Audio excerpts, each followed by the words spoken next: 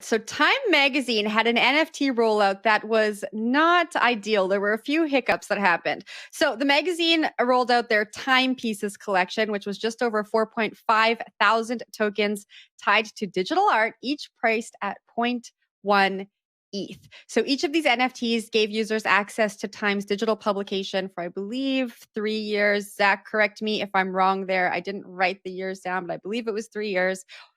Or do you know?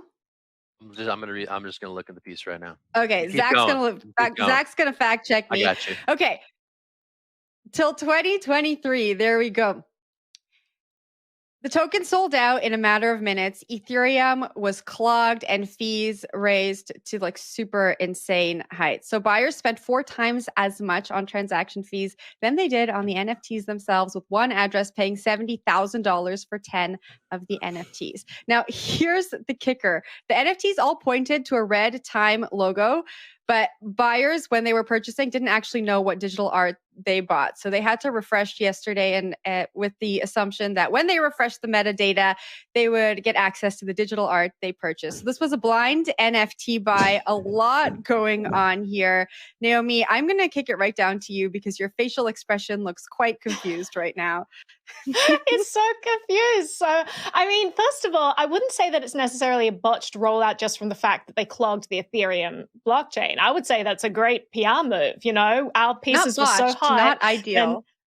Not ideal. Well, I mean, it is kind of ideal to get all kinds of press, saying that the fees spiked so high. This was the hottest thing of the year. Everyone wanted one of these timepieces. But what is startling to me is that people didn't even know what they were buying and just buying things up, and all they had was like the Time logo.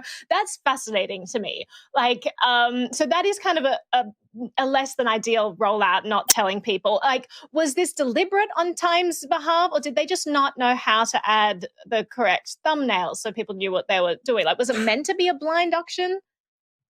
It's unclear. Time's president did say they had a lot of learnings during this rollout that they would attempt to address during the next rollout. Yes. So while it's not clear, it's kind of clear. It's kind of clear. So yeah, I mean, this is kind of interesting. Time Magazine is obviously, I mean, it's an institution. And again, if Will were here, he would fight me on the word institution because he doesn't like that word. But, it's this institution in American culture. Everyone knows about it, and they're getting into the NFT space. And it's probably a sign of more of this stuff to come as more of these players that have nothing to do with crypto start to get their feet wet in this industry. I think the learning curve is going to be steep for them. It's going to be amusing for all of us to watch it play out as more of this kind of stuff happens. But I'm glad they're getting involved. I think that out of like a lot of NFTs out there, having a collectible NFT Time cover page makes a lot of sense to me. People collect those things in real life because they mark some historic moment in time. And so translating that to the digital world makes sense. So I think it's cool that they're exploring this space. Maybe they should move a little slower and just kind of make sure they don't make any giant errors as they go forward if they're still learning. But Jen, I'll throw it back to you.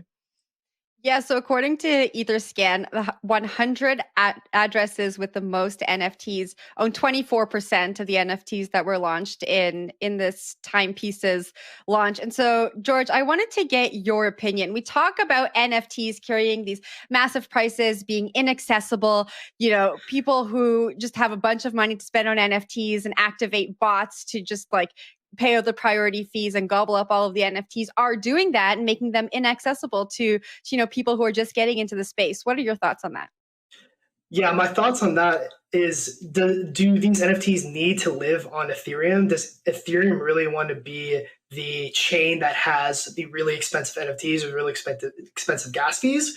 Or do they want to be this hub of DeFi, decentralized finance, crazy flash loan stuff, right? So are they going to start moving to the direction of just being for the very wealthy crypto people that can afford the gas fees? Or are they going to try to say, no NFTs, Solana, you can take the NFTs, they're free on Solana, anyone can afford them, and we're going to start doing more quote unquote serious things? I think it's kind of interesting to see like the first layer battles happen between Ethereum and the other layer one smart contracts. Admittedly, something I don't spend a lot of time thinking about, but a little bit of time. But Zach, seems like you had a good idea as I was speaking. I think it really is about the base layer thing here, right? Like, which layer will have which NFTs? Like, which layer is going to have like the OG crypto art, and like which layer is going to have like the big brand NFT activation? And I think there's a lot of competition for the latter right now, whether it's Solana, Tezos, Polygon with the autograph platform from Tom Brady and DraftKings. I mean, we're seeing experiments happen on other networks that are maybe a little bit more mainstream friendly at present. So it's interesting to me. Again, this is a story about the base layer wars and who's going to have what as it relates to NFTs, DeFi, and any other sort of crazy applications that we're not even anticipating at this point in time. Naomi, last word.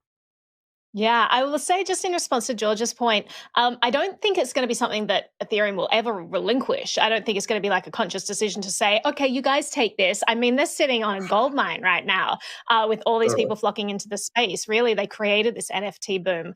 I do think it is going to be a battle, though, and it'll be a question of whether users want to keep putting up with the high transaction fees or whether they want to go to something that's more optimized for this use case. So definitely something that we will keep an eye on.